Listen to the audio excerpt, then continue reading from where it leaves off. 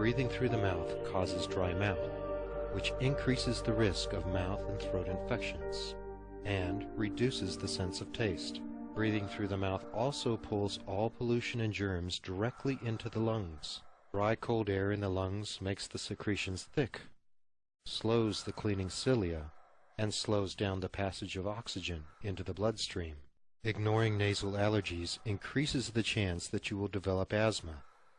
It also makes asthma worse if you already have it.